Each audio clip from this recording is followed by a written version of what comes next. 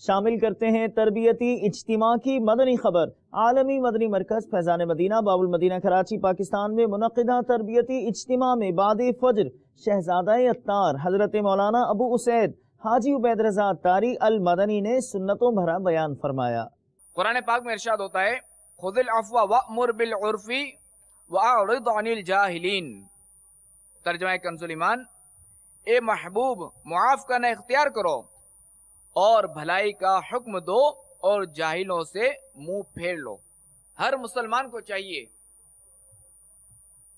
کہ خطا کرنے والے کی خطا معاف کر دے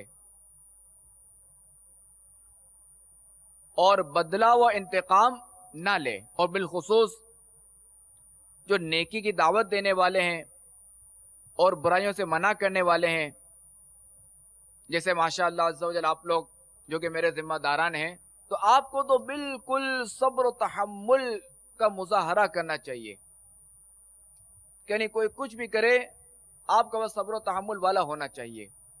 اللہ تعالی ہم سب کو صبر و تحمل والا بنا دے۔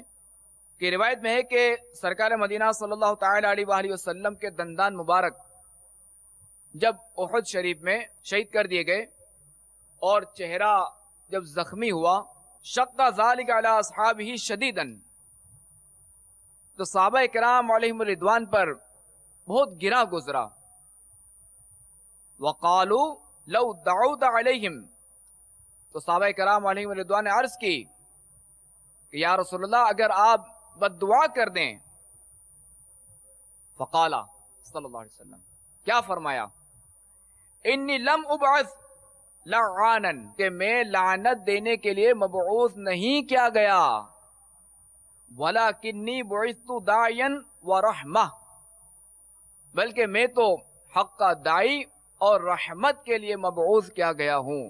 اور دعا کی اللہم اہدی قومی فإنہم لا یعلمون، کہ اے اللہ عز و جل میری قوم کو ہدایت دے کہ وہ نہیں جانتے۔